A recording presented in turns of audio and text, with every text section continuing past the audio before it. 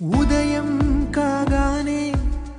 తాజాగా పుడుతూ ఉంటా, కాలం ఇప్పుడే నను కనగా అనగనగా అంటూనే ఉంటా, ఎప్పుడూ